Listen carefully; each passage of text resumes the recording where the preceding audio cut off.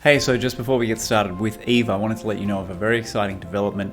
Imminently, we will be launching the Truthiversity. So what this is a premium access membership site where all of my content will be from now on. So we'll have video presentations, interviews, masterclasses, courses, audio files, transcripts, you name it, it's all going to be in the Truthiversity. So I encourage you to head over to truthiversity.com before September 30th to check out the information and reserve your spot at the early bird pricing. And I look forward to seeing you on the flip side. In the meantime, enjoy this conversation with Eve Lorgen. I know I did. If you like it, please do share it around and chat soon. Take care.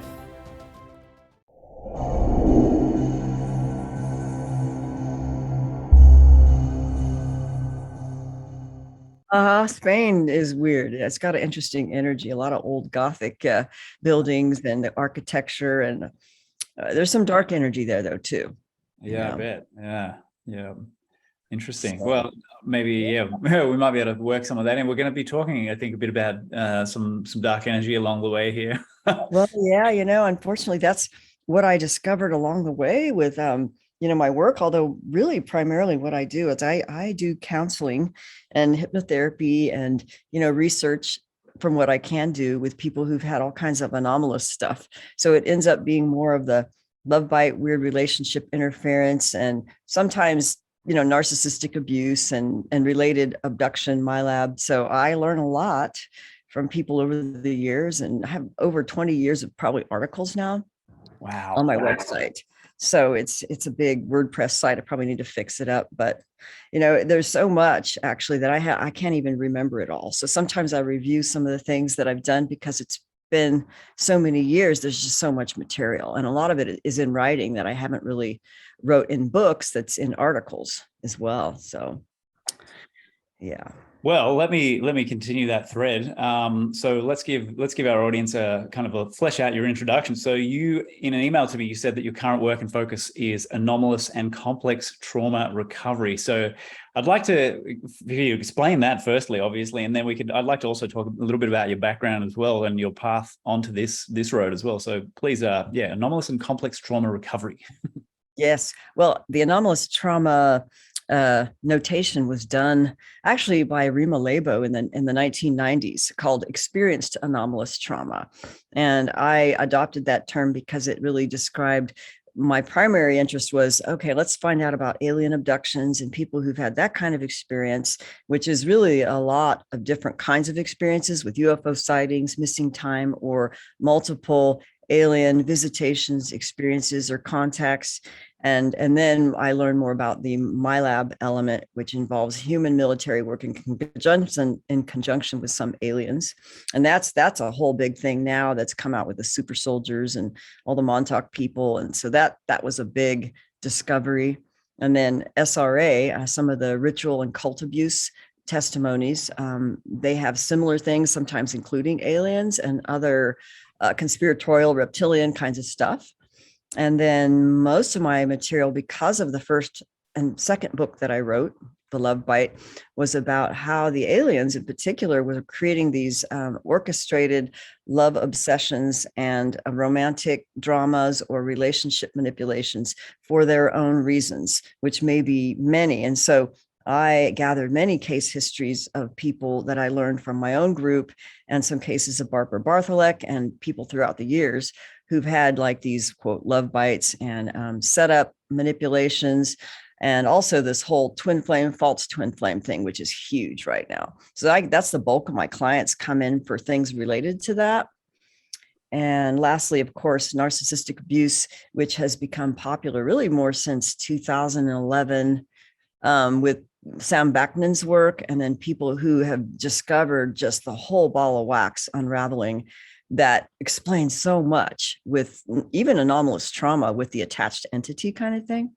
So I work with that, and really just a lot of research related to how that combines with how we can explain it through complex PTSD, which is really in the old days, even when I got my master's, in the 1990s, we didn't even have the term complex PTSD. All we had was, post-traumatic stress disorder, and then some of the DID, MPD was starting to become known, but it was still like questionable, which is bullshit because it's totally true.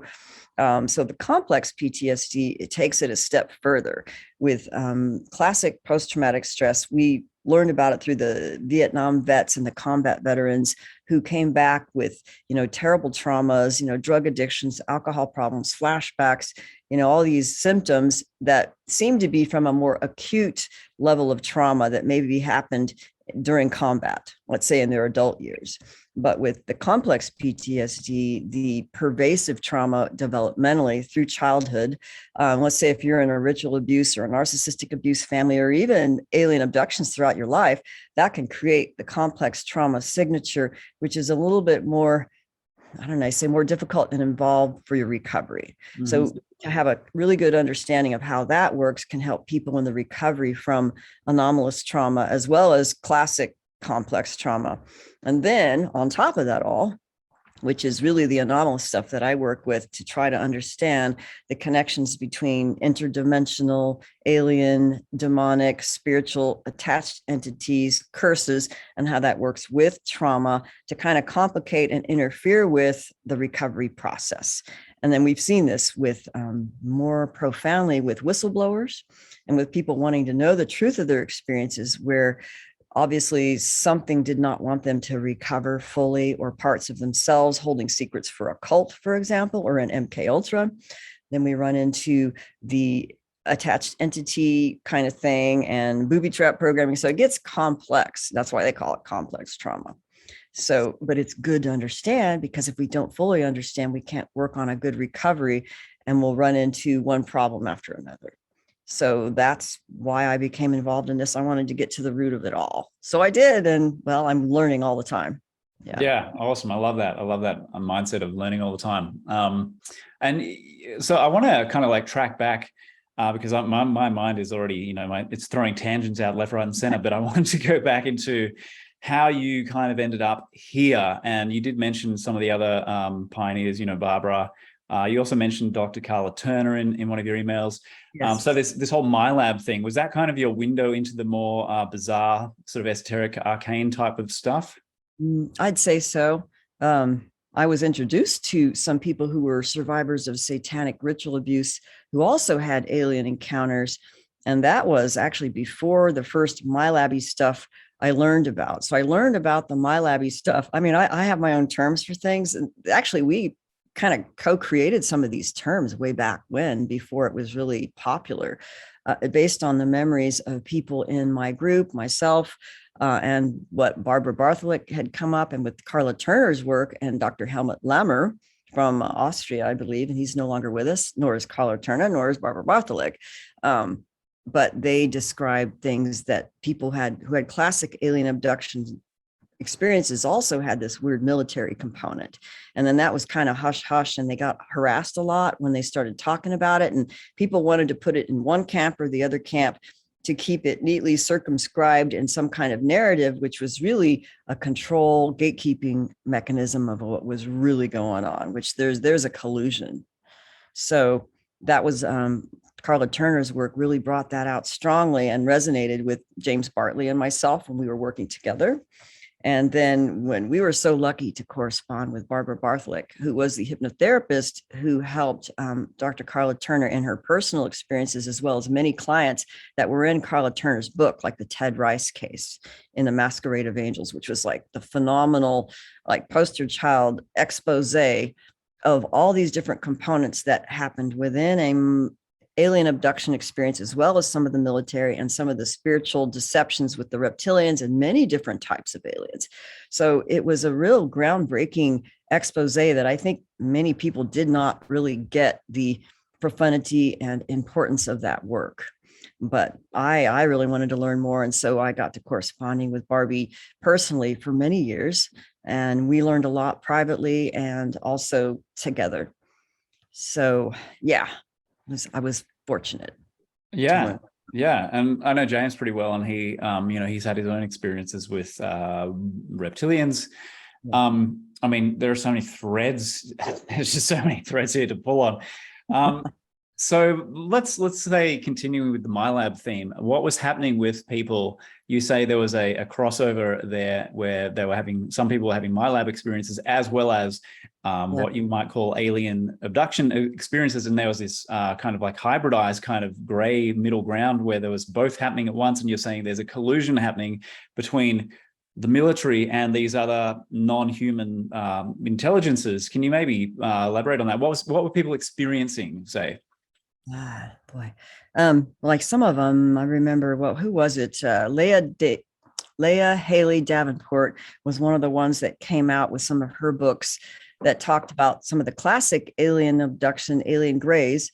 And then somehow then she had an abduction with military where they were threatening her not to talk. And then some of the experiences with people would be, they would be taken by, let's say, the Greys or a different race, could be a completely different race with a craft and a whole weird thing.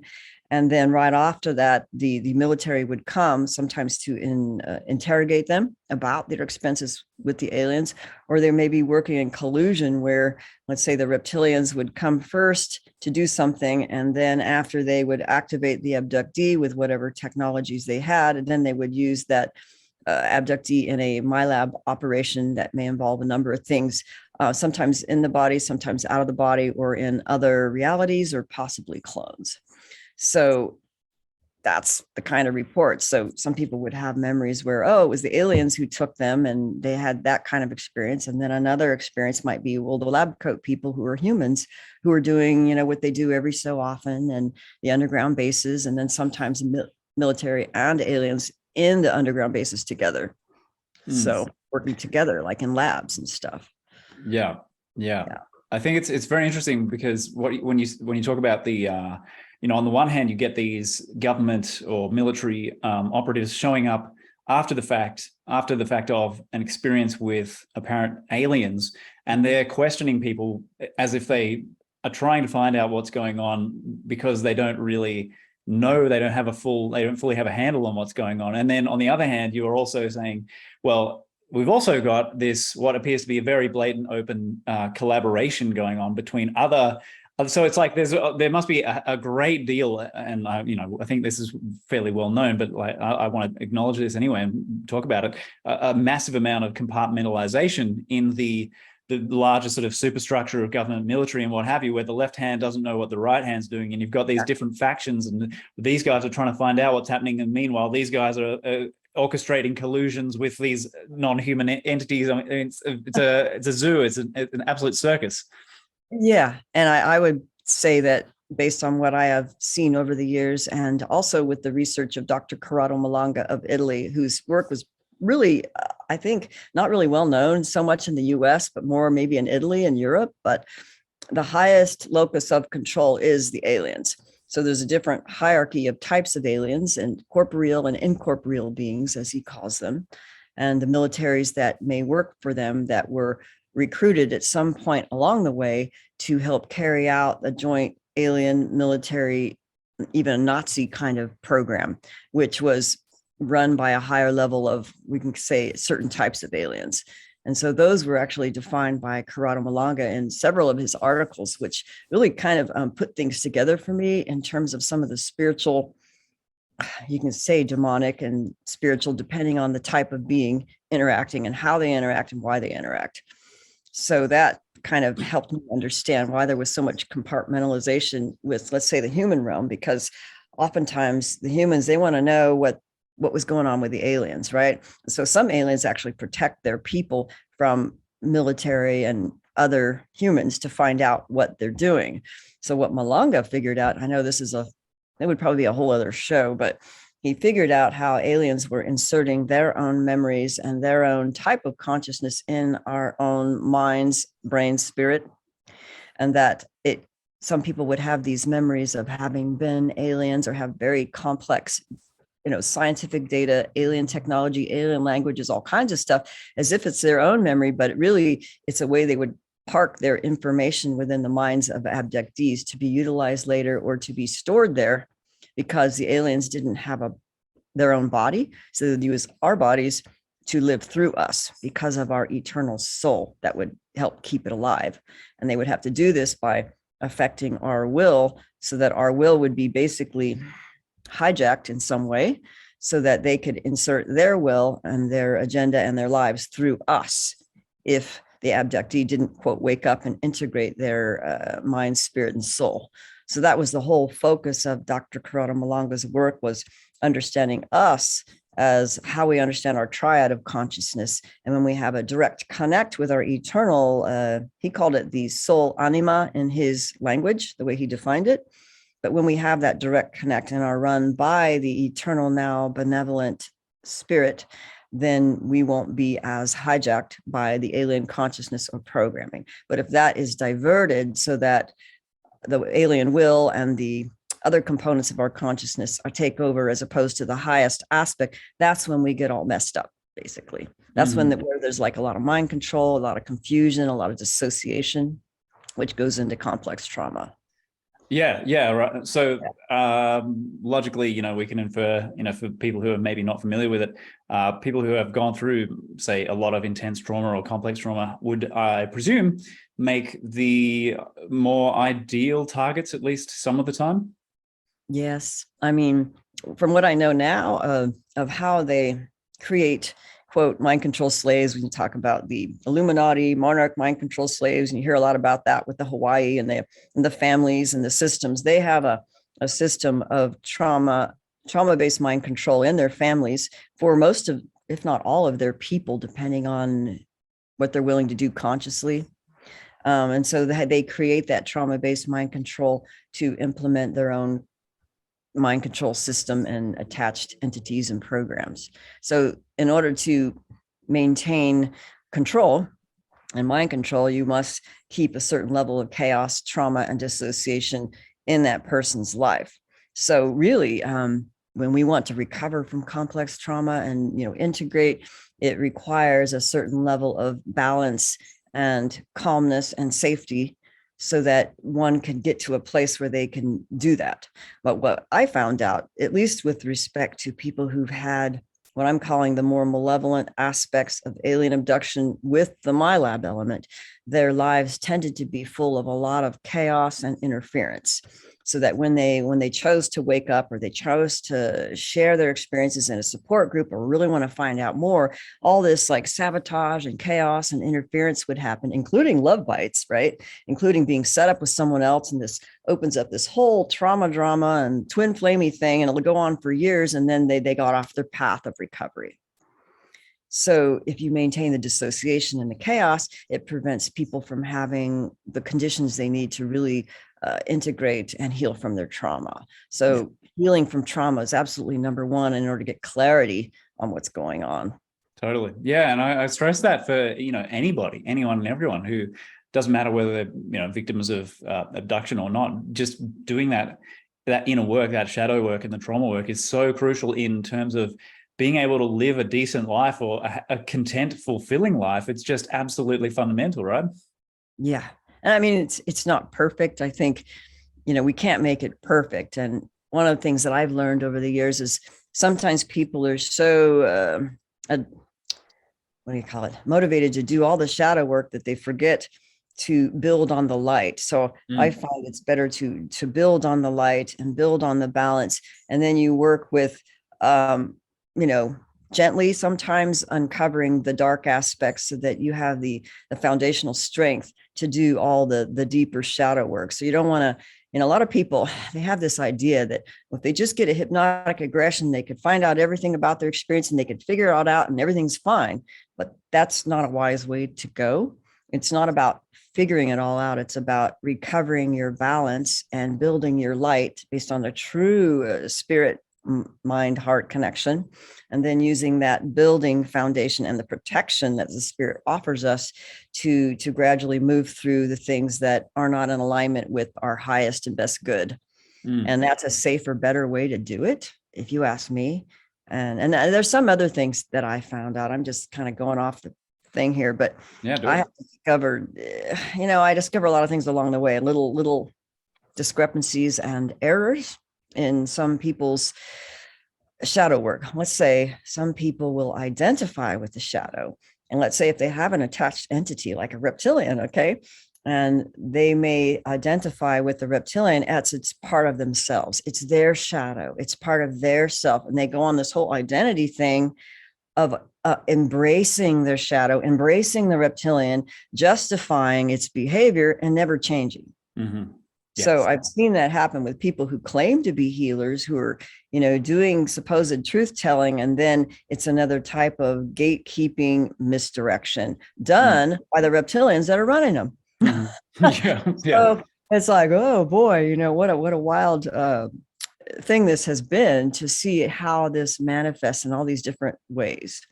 Yeah. And it's not like bad mouthing people. It's just learning, what is our true power that we could really work with to get through this. Yeah, exactly. Okay. There's a few things that I want to circle back to. So twin flames, you've mentioned a couple of times. And in this context, it's not sounding like a super positive thing. It sounds like one of these vehicles or ideologies that allows other parties to, piggyback or, intervene and utilize this dynamic for their own purpose, or set up a dynamic that's deeply unhealthy. And, based on the little bits I've read from, what you've linked me to and what have you, I've watched another interview of yours. The twin flame thing is a hugely kind of like new age thing. It's really entrenched at this point. Please, comment on that. Yeah. I mean, actually had clients come to me who had felt that they met their twin flame under interesting circumstances, maybe going to a healer who does, let's say, meditation, ritual, psychic readings, where they call in your twin flame, or they call in your angel guide, or this or that. And then once they do that, and it's only because of the people who were aware enough to see what was happening on all these like clairvoyant levels, that, and I'm not saying every single person who's doing this is doing it wrong or whatever, but what was experienced, maybe it was the article I sent you, was a woman who was actually from Australia, I think, who had she did some session with another psychic woman who would call in, do these special, meditation ritual, calling in the spirit guide, calling in the twin flame.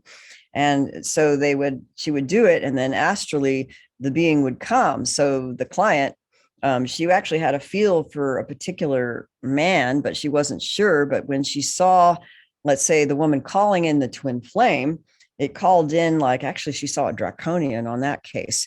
A draconian had come in the astral realm, linked in with the man who was the supposed twin flame, so that this thing happened. It came together, right? So when she got connected with the twin flame guy, he was run and connected to this draconian entity, which had the qualities of, extreme narcissistic manipulator, abuser, except more so, and that playing more of a guru role. So that gets really dangerous when they think their twin flame is kind of like a spiritual meditation guru type, but they're run by a drac, and they think they're wonderful and they think they're this teacher, but then they do all this weird gaslighting thing.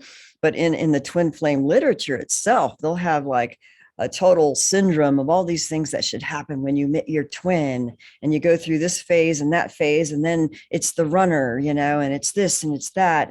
But when you look at it from different eyes, let's say from a therapist who knows all about narcissistic abuse, this twin flame ideology is completely enabling the predators and the narcissistic abusers and the hosted ones to basically carry out this vampirism operation of manipulation and control. And it totally enables and justifies classic narcissistic abuse. And it's like, whoa, when you see this, and some of this is also, I don't want to say make certain forms of Buddhism or Eastern practice wrong, but in some forms of what they call guru yoga, like in Tibetan Buddhism, let's say hijacked ones will take advantage of that ideology, so that the guru is like everything to someone, and you meld with them, and you meld with this divine, and you become the divine, yogini and yoga kind of thing in this tantric duo. And so that's what they may want to promote. But then if it's hijacked by the wrong ones, it turns into just an experience that is very, very traumatic and vampirizing, and it's hard to disengage from. So that people think maybe it's their twin flame they ran into, and it could create like a magical connection, a heart connection of real love. So it's not like these people don't fall in love and don't have a connection. They may remember past life things that seem genuine memories. So it's as if these higher level beings, which now I'm beginning to think some of them are like, I don't want to call them Nephilim spirits, but some of them, well, what we've learned that's a very loaded term. Yeah, there's many, well, there's some that are described like that, where they have an ability to connect and do things, on high level tantric magic, and they can do things that cause us to have these feelings and experiences on a more profound level. Mm-hmm. So I actually learned some of that through the work of Amanda Byes, who has done many interviews with specifically people who've had the high level satanic ritual abuse families, where they were used in certain capacities and called certain beings Nephilim. Mm-hmm. But, they may be described differently in the alien abduction literature, in certain experiences like the ones Dr. Corrado Malanga described. He has one called the six-fingered being, and I don't know if it takes a Nordic form per se, but it's a false form it just takes, but it's a six-fingered one, and it will kind of host the abductee in a certain way and have it has a tire on the hierarchy, and it may be related to Nephilim. And I don't know, but I know that it was described as a six-fingered one, which is classic for Nephilim. And then there's the one that Malanga called the Orus Ra being, which is kind of like a bird with a funny like snout thingy and big eyes and these funny little things on their shoulders, and they have a certain appearance, and there's different forms that they take. So when Malanga figured it out after like 20 something years of doing different kinds of regressions, he found that there was a hierarchy of beings. Mm-hmm. And the highest on the hierarchy was the Orus Ra, and then the primordial man. And then below that was like the Dracs and the reptilians and the insectoids, and then the different grays, and then certain Nordics or certain cyborg Nordics and the six-fingered ones. So he had a whole hierarchy of different kinds of beings that were reported in his work. So I just find it fascinating what he discovered, because it put things together for me with what people were starting to remember in some of these unusual experiences. But I don't know. I don't want to go too much because there's so much there, Yeah, there is. This is huge, and there's so many tangents. But just to continue with that one, I mean, was he in his research, was he finding that the theme? Okay, so I had two questions. What was, because the word hierarchy implies a kind of a purpose, a collective purpose. So what was his take on that? Well, what he discovered, over the years that abductees had a certain, he called it an incoherence between the mind, spirit, and soul, as he understands the triad of consciousness. So it would be, in his understanding, the soul he called anima, which was the eternal now spirit, which has all the power of past, present, and future. That's really the battery that would empower these parasites that can only function in the temporal realm of time and space. Even though they can go in and out of time, they are not eternal beings as we understand them, like we are as humans, mm-hmm. who have this anima, soul essence. So they use that as a battery to live through us. So if we understand ourselves, who we are, and then we can understand who they are and what they're trying to do through us. And then there was a hierarchy of beings based on his understanding of the creation of this universe, which kind of goes into this whole thing he called the Evedion theory. So it's hard. It does connect, though. It does connect with some of the things that I've learned recently that have to do with the Kabbalah, Metatron's cube, and Adam Kadmon as the primordial man being part of, I'm going to call it the lower universe, that the Gnostics would call like the lower pleroma, for lack of a better term.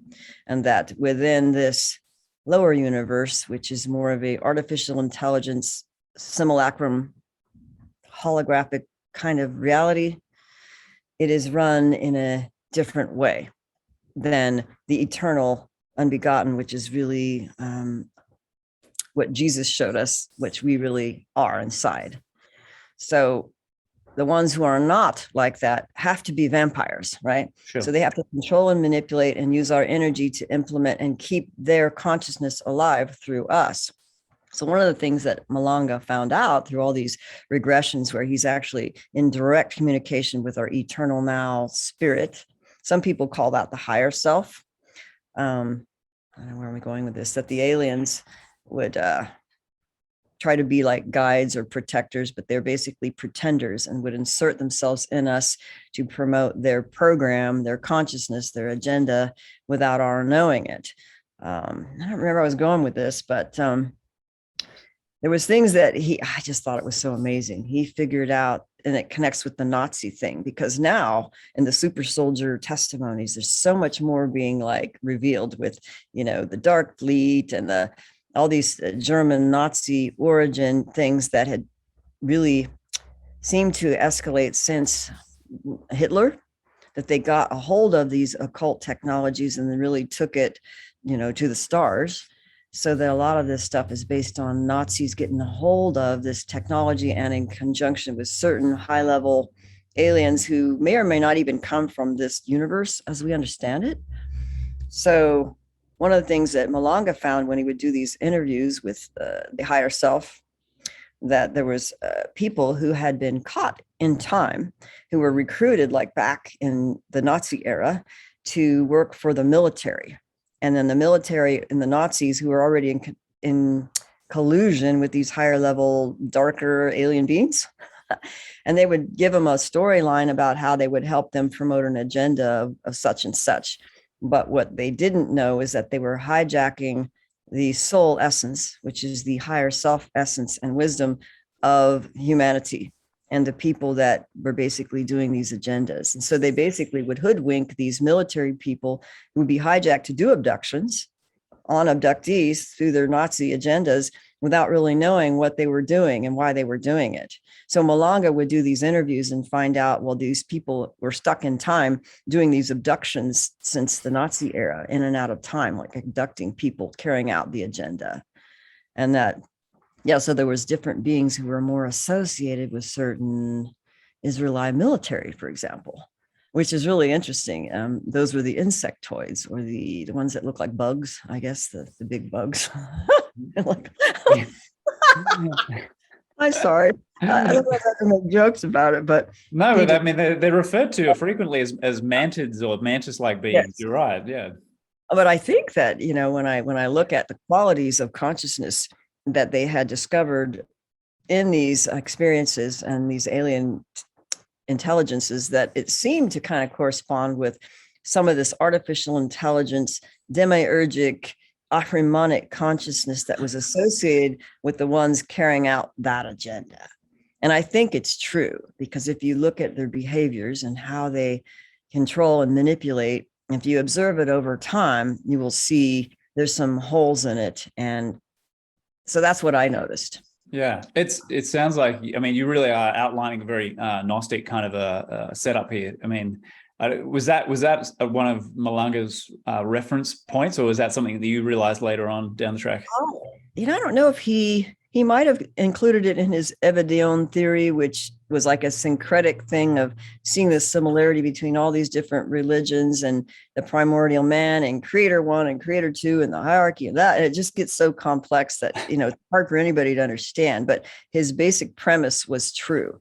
And the only reason why I caught on to it is because I was reading the Nag Hammadi library I read it over 4 or 5 times, because when I learned about the archons, and the reality of the rulers, on the origin of the world, and the hypostasis of the archons, are the 3 main tractates in the Nag Hammadi library that really go into more detail about, like, who are these archons, and the upper pleroma and the lower pleroma, and the lower angels and the higher angels, and then what Jesus really came to do and who we really are. And so it helped explain things, but also give great validity to Jesus Christ. So it's not anti-Jesus in my understanding, but many people have different views in what even Gnostic means. So I don't even want to go on that tangent. All I know is that there's similarities observed with the behaviors and experiences of people who've had these aliens where they were interfering and hijacking and manipulating.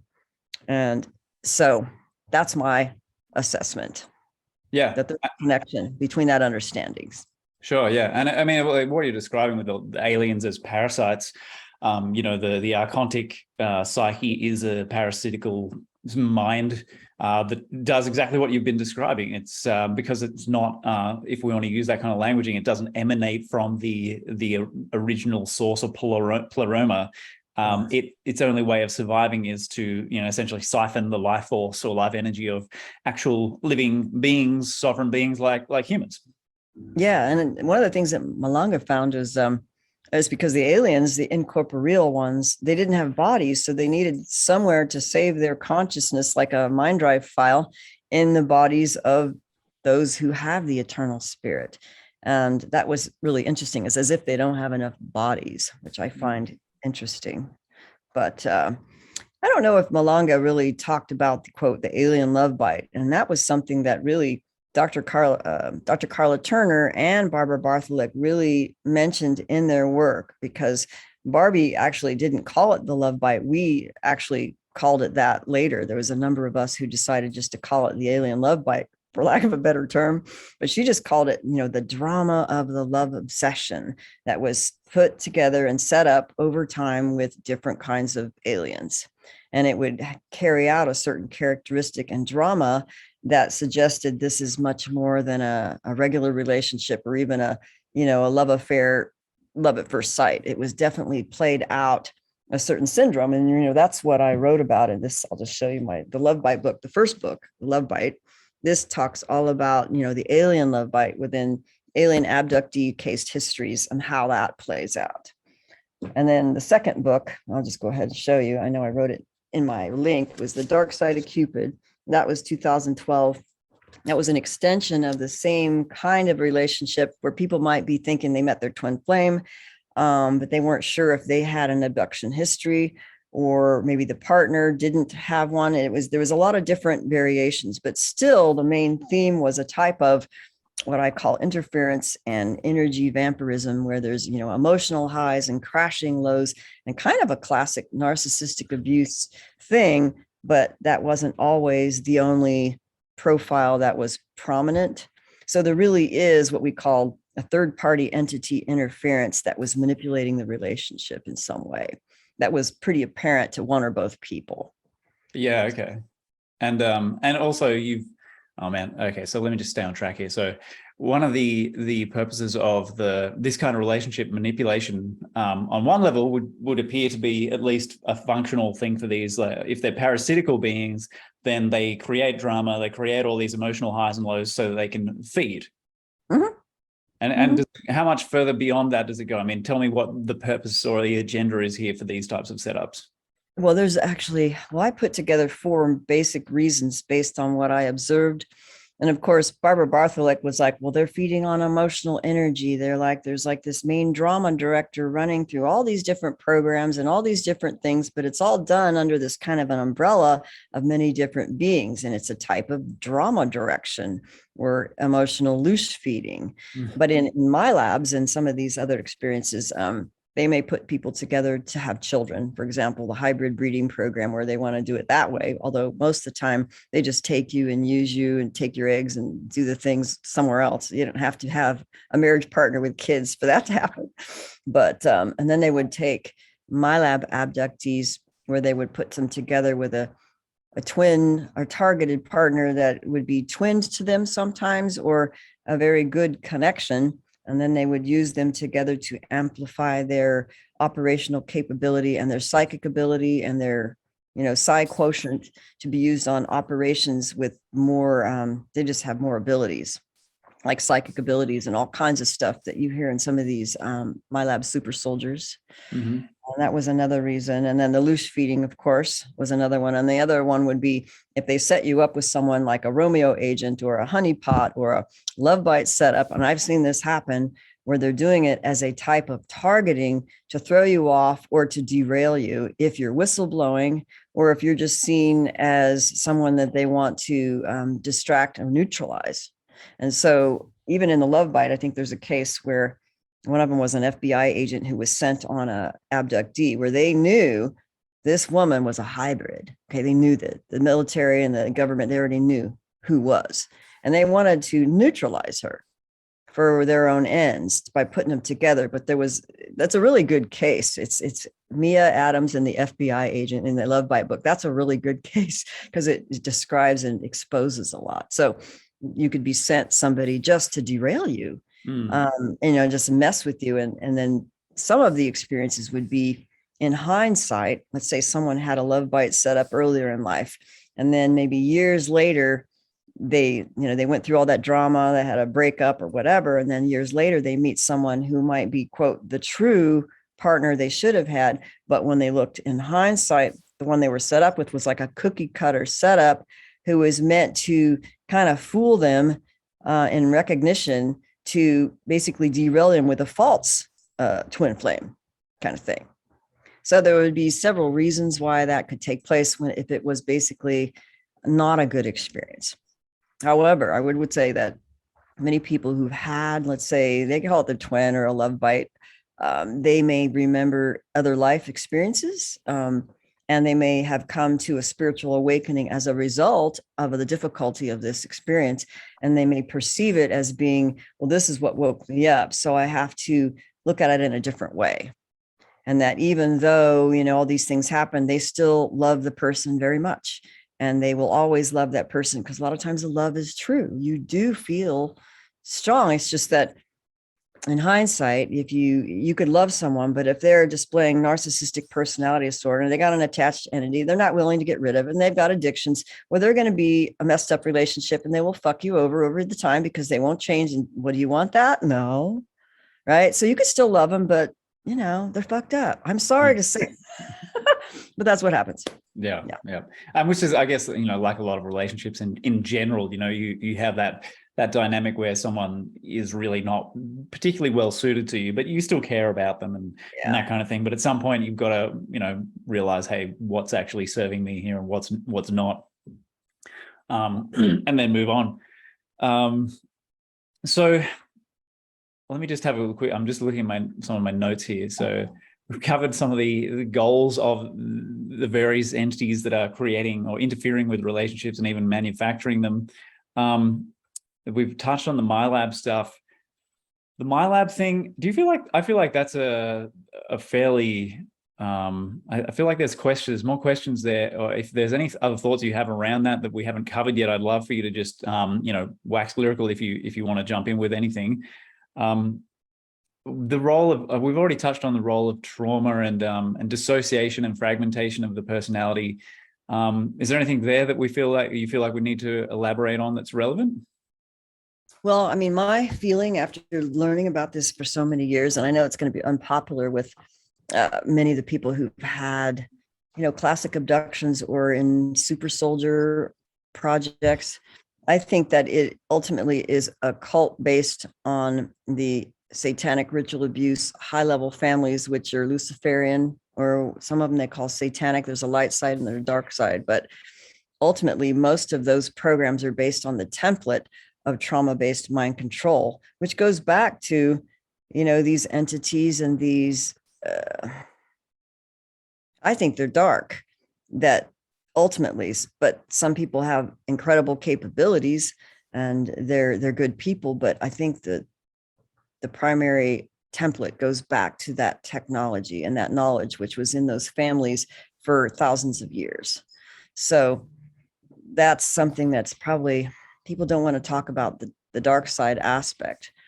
And I think there is a dark side aspect to this, even to many of the alien things, which, it makes it unpopular, but I think that's the template for how they use people as slaves in some way.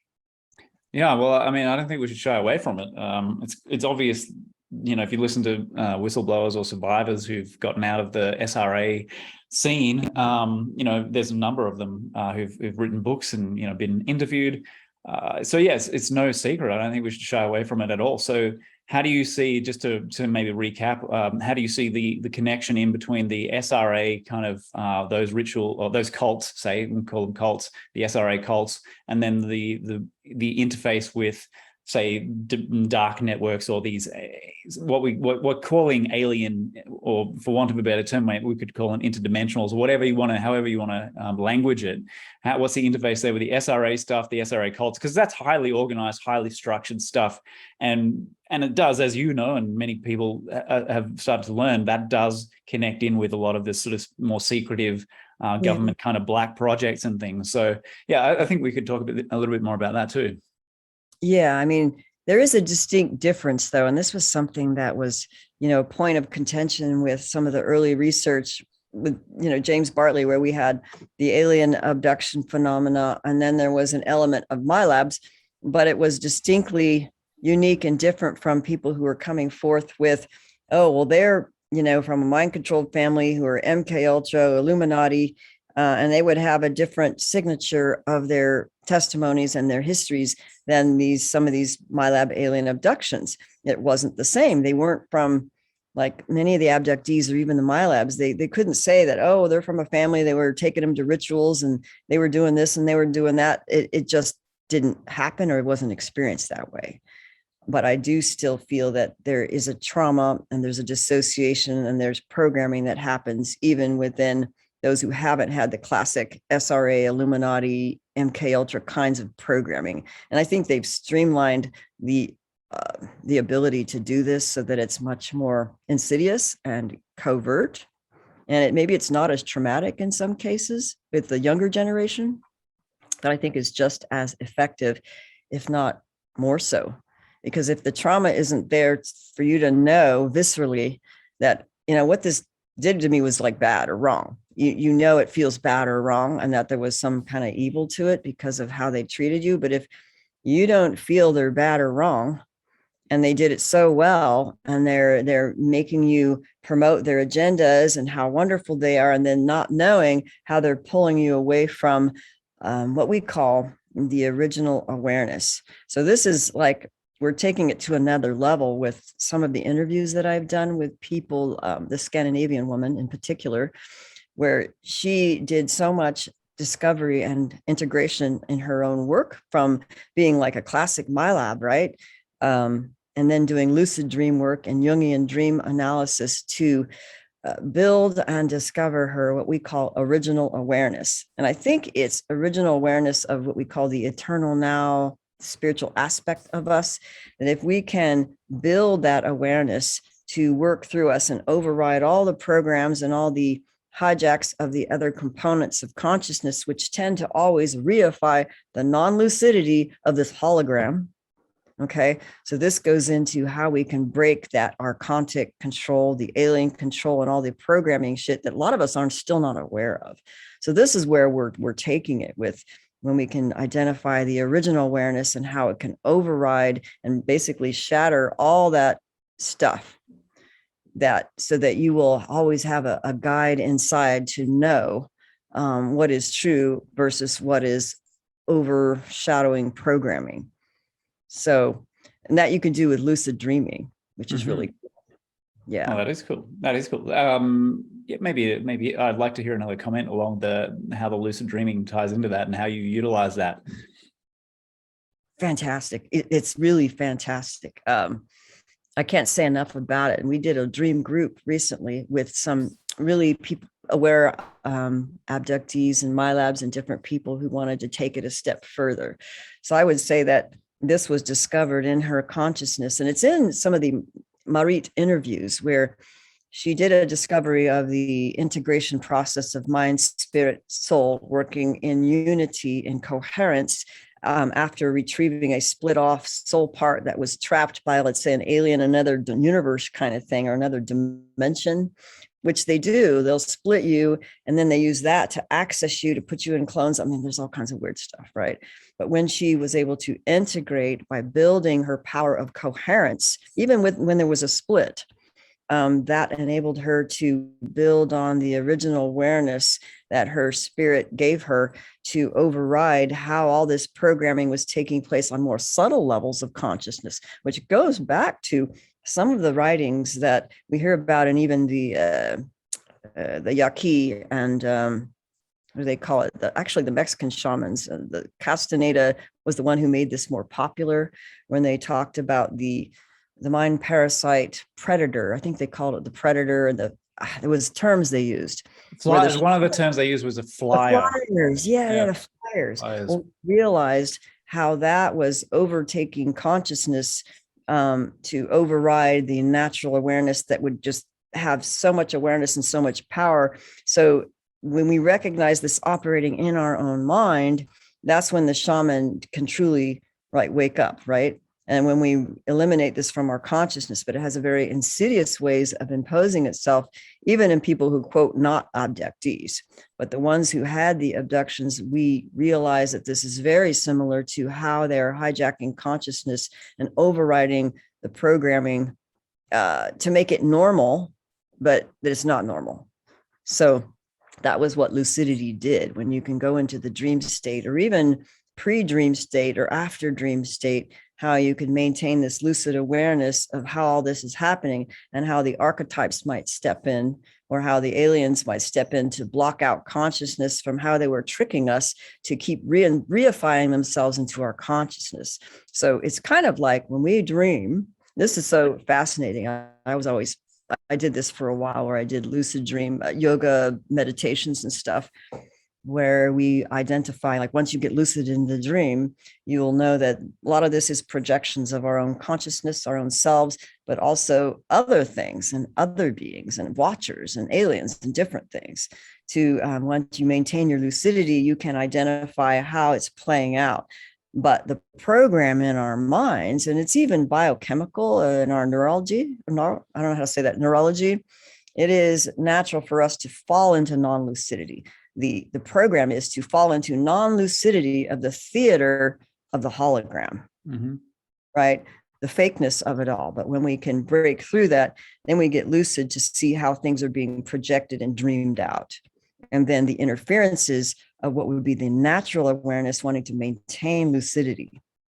And so that's where our power really comes from. And then we could start seeing all this level of what I call accessing. I know this is high level stuff. This is when we become more and more aware of this interference factor, whether or not you've even been a quote, an abductee, we start to become more aware of the influences and accessing of consciousness and thinking that's happening through these other forms of consciousness or programs and archetypes.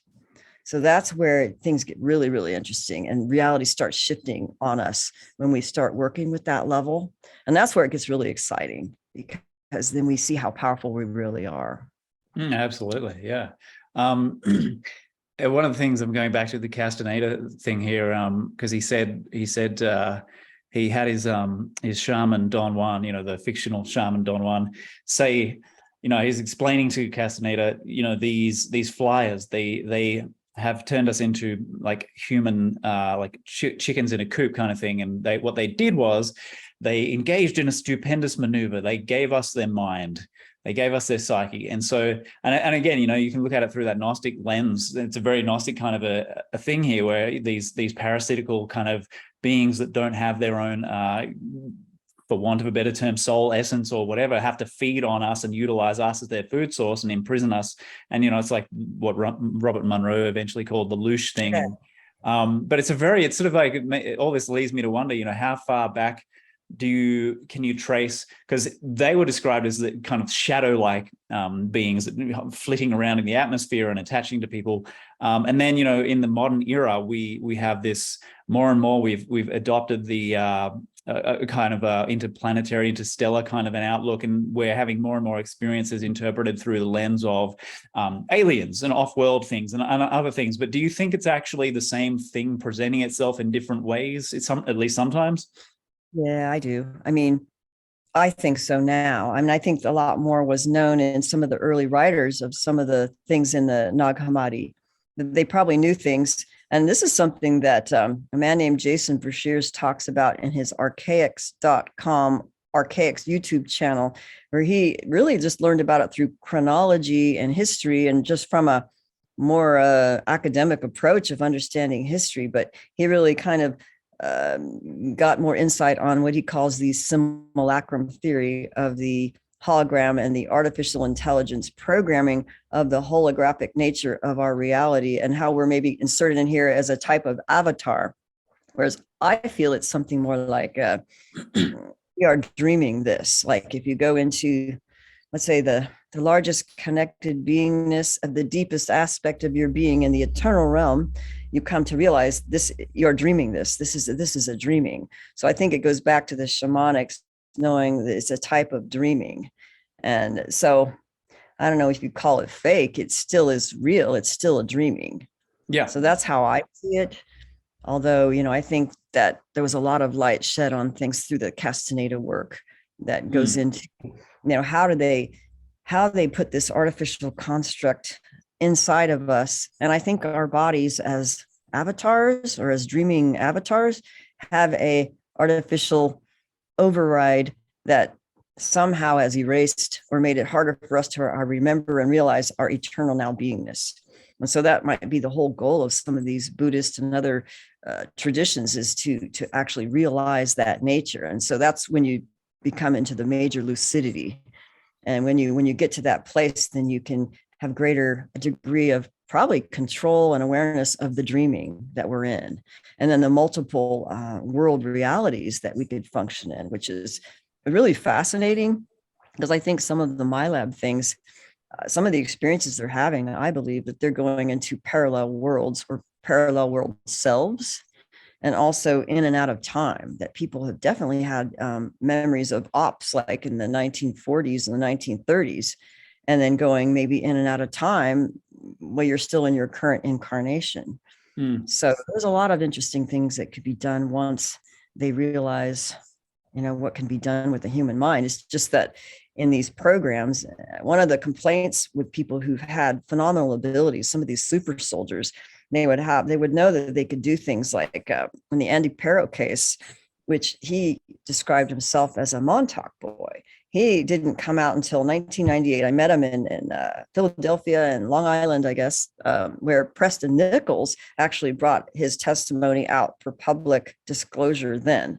And that was my first introduction to someone who had a super soldier Nazi connection and abilities that I had not heard about before. So he would be trained to do things, and he had Nazi handlers, and he knew they were Nazis.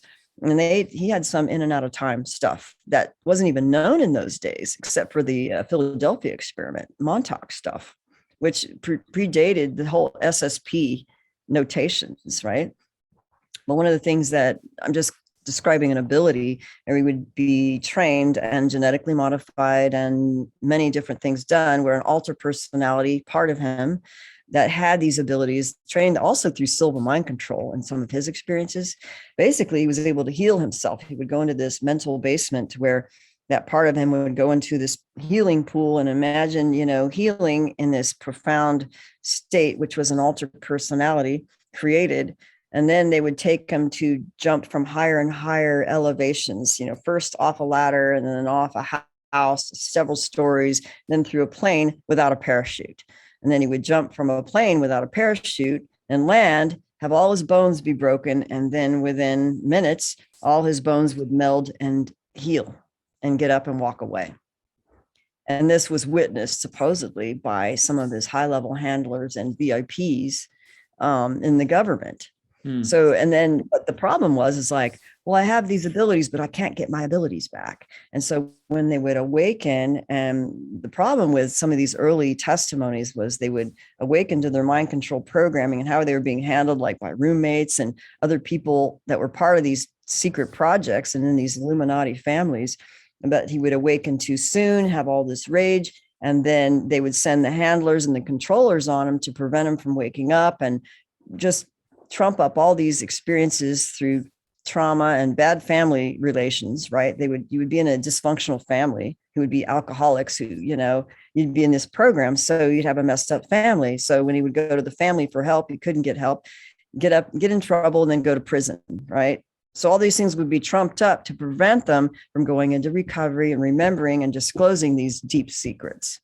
So that's what would happen. And they couldn't get their abilities back because the alters were still under the control of the programmers and this occult spiritual control of what they were doing. So Well, the whole idea now is like when somebody's recovering and, getting their memories back and trying to disengage from the black magic stuff and all that stuff, you have to do it very, very carefully so that you integrate, and then you're able to integrate your alters, memories and abilities, which is pretty powerful.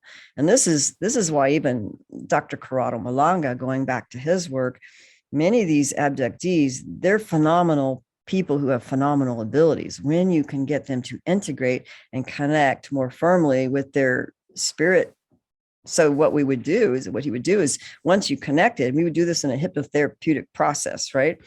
Where you connect with the spirit more powerfully, and then you use the willpower and the awareness of the spirit to basically burn up the aliens and the alien implants and the military so that they couldn't mess with you anymore, and use your mind and your spirit connection to basically disengage their power and control system, which is pretty cool, really. 100%. Yeah. You actually mentioned in passing then the silver mind control method, which I thought was interesting. So was that in connection with the super soldier stuff that Andy Perro was using this? Well, in his case, it was, and depends on the age of the person, how they, inculcate them into these projects. There's different testimonies, but a lot of times they'll test you when you're a kid. They find out you're a gifted student, and then let's, do these silver mind control little training sessions. And then that's how some of his abilities were amplified through silver mind control. But in reality, when I look in hindsight of many of these people, I don't think they were just recruited as kids. I think a lot of them had alien abductions from earlier, and that maybe the military knew that, and that's why they grafted them into some of these MILAB projects. And so they're already preconditioned through these alien things. And we also know that the military, a lot of times they want, let's say, these abductees because they have powerful or information that they want from high-level alien technology within their, what they call, Malanga called it the active alien memory, but it's like a consciousness mind file of an alien that's using this soul battery to implement its will and memories and whatever scientific abilities that alien has. So that's powerful, valuable assets that the military would want because of technology and alien power. So if they know who you are, then they'll put you in a project later. That's what I think. Yeah, well, that does make some sense. So with the these mind files that are installed in people and the technology that you're saying is of interest to the military, this is a very interesting little sort of idea, because now my next question is then, are you aware of any, maybe, and obviously all of this would be highly, highly classified, so it's a reach, but are you aware of even just hearsay or rumors of any of those types of, say, files in people containing this, information or technology becoming, say, utilized or operationalized, like something that actually became useful and manifest to the military that they could exploit? Well, I think they have been doing that all along with a lot of these high-level MILABs. It's because they have something already in them they wanted to utilize. I'm just trying to think, like people who would know like alien languages, for example, they would utilize them because they know alien languages and they would use them to communicate with different aliens. And then some of them already had scientific knowledge already, like they would just have downloads and they would just know these things. And of course, you've heard the classic Nazi channeling. I don't know if it was the Thule Society or the Vril Society, where they had the female channelers, Maria Orsic, was that her name? Yep. Who channeled these beings and had high-level technology transmitted, downloaded, and then that was utilized for some of the craft and maybe some of the high-level Nazi technologies that they got through those means. So I think they can get a lot that way. And that kind of goes along with, I know this is a lot, but what I learned with what Amanda Byes had shared in some of her interviews with SRA people. And this, I actually wrote an article about it. It was an opinion piece based on what I saw in an interview with Amanda Byes and Carmen Struder about women who were used in these you're talking about high-level SRA Illuminati families, where they're like high-level women who've been used in like the druidic, tantric, sexual magic, and other things, where they would actually have a direct access spiritually with information from high-level beings, Nephilim, and sometimes they would say fallen angels, who would have like all kinds of technology and spiritual knowledge and power that would be directly transmitted through these women who had a tantric union with either these beings on an astral spiritual level or maybe a physical tantric sexual magic level. And then you would get a direct telepathic energetic download of all this stuff. And then they would transfer that information through sex magic to high-level men, military or government or whatever, that would get it from the women. So that's really how they transmit a lot of information without any paperwork. They just get it direct from these beings and then transmit it to whomever is the one who should get it. Mm-hmm. And then they use some MILABs that way too. And that's how they're able to do so much with just direct telepathic information transfer. I know it's wild, but that's what we discovered in hindsight, what was going on. Who is it in the in terms of the receiving the information that the women say in the tantric situation, they receive the download, but who are they passing it to? Are you saying that's a telepathic transfer? I think it's telepathic and sexual energy, where you have a like direct download with the energy body. So it's an energetic body imprinting that takes place with a download of knowledge and information and mind files and whatever. So a lot of times they're connected with high level government or Illuminati people or whoever is the chosen one to receive the information. So, and you're saying, sorry, yeah, to just I probably wasn't clear. So the people receiving the information are receiving it, were you saying in a psychic way, a telepathic way, and then how does that? Yeah, I'm just kind of trying to put the picture together of how that then becomes useful, pragmatic information. Well, it's done in I think in the MILAB ops. It could be done male to female as well as female to male. And I think that's how they do. Let's say if they want to access information in another parallel world or another, they want to access information, then they use someone to get it. And then they do a direct transfer through their tantric twin partner that they use in ops together. Interesting. Yeah. Very interesting. It's such a strange reality we live in. I know. It's just this endless circus. And it's so interesting. I wanted to ask a couple of questions. In your line of work, have you had a lot of people that you've worked with who have come up with memories, if we call them memories, say, or direct insight into other lifetimes where they have been other than human? Yeah. Yep. And it's hard to know now, it depends. Sometimes they are alien, like they're not human, but that's some rare cases where they're literally, it's an alien and a human and they weren't human. Like, yeah. But with what Malanga found is that many people, they think they have had a past life as an alien, and then they realize it is the mind file that's been parked into their quote mind, brain, soul thing, and that is actually the memory of the being, and they're taking on that identity because they think it's them. Mm-hmm. But then there's others. I remember there was a man named Seth Coronado, and that's no longer on the internet, but one of his memories was he is a MILAB who had a lot of like really unusual stuff that seemed to link in with like SRA overtones, but in his family line, there wasn't any evidence of that existing really. And he was really into the shamanism thing, but he remembered it was a past life thing where he made a deal with a reptilian in a former life where he was in some kind of battle where, he was going to die, or his team or military was going to die. And then they made a deal with a reptilian to have power so they could win a battle. And then it was that agreement that was made at that lifetime that bonded him spiritually or whatever to this reptilian to use him in every incarnation since that agreement was made. And then so he was put right into one of these military reptilian MILAB experiences from a past life thing. So that's what some people find in these hypnotic regressions, where they want to find the root cause of something, and that sometimes an earlier incarnation, a deal was made with one of these beings, or through trauma, or through, I think it comes through ancestral, a lot of ancestral stuff. Yeah. That's interesting. Yeah. So following down the That's an interesting idea. So what's the dynamic of the ancestral thing, do you think? I mean, how does a family line, if it pass one of these attached entities along? I think that happens more often than not, actually. As in, sorry, I'm just thinking now, I'm just kind of answering my own question. So I can see parents, it's like the parent and the child, and then the thing hops from a parent to a child and it goes on like that. But is there another dimension to it?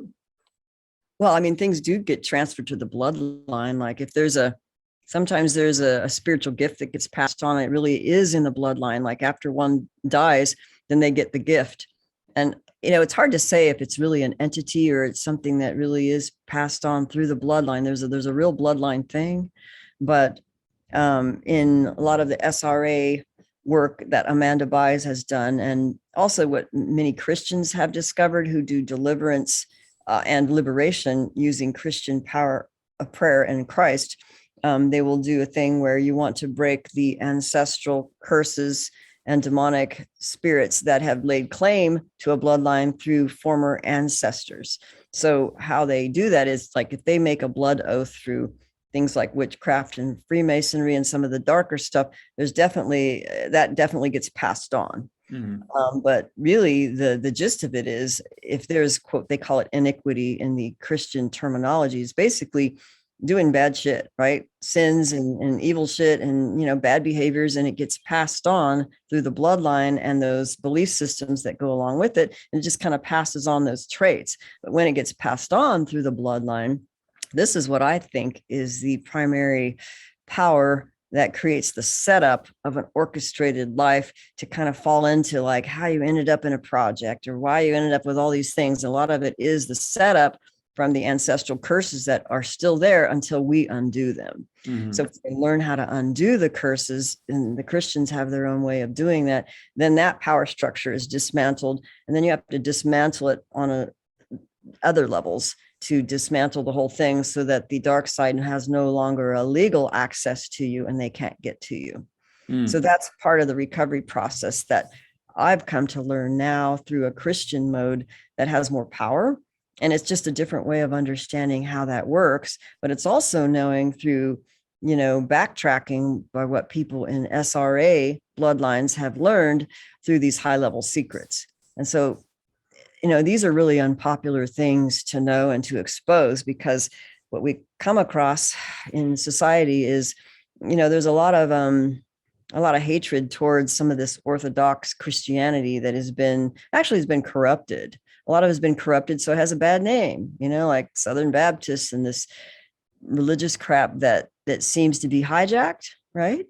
So there's a bad feel for it when people use Christian terms, but there actually is a truth that is true, that if you read the Nag Hammadi library and some of the reasons why Jesus even came, it describes the undoing of all this archontic stuff to begin with. So there is power in that. It's just that many religious systems have been hijacked for, the reasons of the dark side. They want to hijack things, but there are ways that we can undo the spiritual control and curses that put us under the legal grounds to be messed with. So once we do that, it's kind of an untangling and a recovering process that takes really purifying what we truly believe about ourselves and the world and applying those qualities to get out from under that. And it's unpopular because at some point, well, you know how they say when you do your recovery work, or if you've gone through narcissistic abuse, for example, and you're doing your recovery work, let's say you're on the bad end of that and you start learning like all this shit, and it's like you lose 75% of your friends. Okay. You may lose a few friends. Well, that's because once you really turn around and stop falling into the enabling and all the bullshit that we've been gaslit with about what we think we are and life is, then, 75% of the people you're around, that they want you to be your old you, right? They want you to believe the way they want to believe, so they feel comfortable in how they perceive reality, which, when you get lucid, well. Yeah, I mean, people who are asleep don't particularly like when somebody's presence, not even just saying it, but the presence implies that they're not awake. Someone who's stepped out of the dream and become lucid, it can be very, very triggering for the people who are still sleepwalking. Yeah, and it does. I mean, this is one of the things that we've talked about in some of our we did what do we call roundtable discussions with not only the love bite but interdimensional interference, and how these things are evident when you start uncovering and, let's say, doing the shadow work, or not allowing yourself to get hooked in with the entities or the narcissists or whatever you want to call it. But once you do that, or you start awakening and you start, maybe wanting to share, then you could start see all these layers in which they access to try to divert you through different people. And then, of course, there's this talk about the organic portals and the hosted manipulated ones, and how, suddenly on your recovery process, once you get clear and you start moving in that direction, all of a sudden, someone gets entered in your life, and they do something to, smear campaign you or abuse you, or they try to keep you locked back in to the old way of being. So it's like they're being used as instruments, like in the Matrix movie. Remember when the Agent Smith would jump into somebody and like divert them off their path? That's exactly what happens. Mm-hmm. Yeah, I love how applicable the Matrix film is in so many ways. It's just such a brilliant metaphor. I might hit you with one more question if you have time. Okay. I don't want to keep you too long. I know you've probably got clients and things to attend to, but what was my final question? Oh, okay. So have you read, have you seen the work of Alexander Baldwin, the SRT guy? Oh, wait a minute. Wasn't he the one who was a dentist and then he Yeah. became a hypnotherapist? I met him in the 90s. I think it was in the 90s. No, maybe I didn't know if I met him, but I got his book. But that was when I went to an anomalous trauma conference, and I learned about like the attached entities and the hypnotherapeutic methods, which kind of went with the Monroe kind of discoveries. So I think that's the same one you're talking about, but I'm not sure. Yep. Yeah, because I forgot about that. Yeah. I was wondering, his work very much ties in with what you've been saying, and he found these, these dark entities attached to a lot of his clients, and what was described a lot of the time, aside from the fact that a lot of the so-called demonic entities actually turned out to be humans who were just kind of very wayward and misguided, and had sort of kind of forgotten who they really were, if you like. Aside from that, these dark beings, he described or had described to him through his clients in hypnosis that there was this kind of structure or hierarchy of dark entities that were kind of low level type astral stuff, who were occupying offices of power, government stations and all this kind of thing. And it really seems to tie in with what you've been describing. Yeah. In fact, it reminded me of something. But I think that's true. They do have a hierarchy, and there's different therapists like Shakantula Mundi. I can't say her name, but she has a book on that, what she discovered with entities and how they hide. And some of them are humans who are trapped. And I think there is a hierarchy of beings. And we know this, like with people who are like the real Satanists. I hate to go back to them again, but they do have hierarchies of demons that they use to do things. And they'll send different demons on people and have, covens that do things that work with principalities and all kinds of stuff to try to divert, people from waking up or using their true power. So I would say that that's true. And the other thing I remembered, it was a kind of almost comical, but not comical, in terms of a case of someone who came to me because of a kind of like a love bite situation, but it was more of their ex was hosted by a reptilian. And it was a classic, like almost a full possession kind of situation. But what she described was, and she had clairvoyant abilities anyway. She was pretty amazing. And she did a lot of cool drawings in the article, but her husband got hosted. It's so silly. But she saw like this entity, like this iguana being like sitting on his shoulder, like clairvoyantly.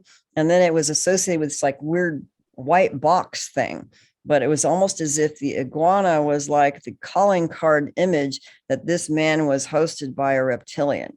But he got hosted by going to strip clubs. And he was like addicted to going to these strip clubs. And then he got it from like the prostitutes in these strip clubs, like doing this over and over again. So this woman was able to clairvoyantly perceive and like remote view, not only like what was going on in her husband, how she'd, see it overshadowing during sex and all that weird stuff, but She saw how they were linking in UFO reptilian technology to the strip clubs and other architecture like banks to basically transmit a more easier portal access of these entities into our dimension through certain people, like the strip club people or the bank people or whatever, who was operating in that capacity. So she would actually see this interdimensional transmission take place through the architecture and different things. And I just thought that was amazing that, she could tell like all these things going on different levels.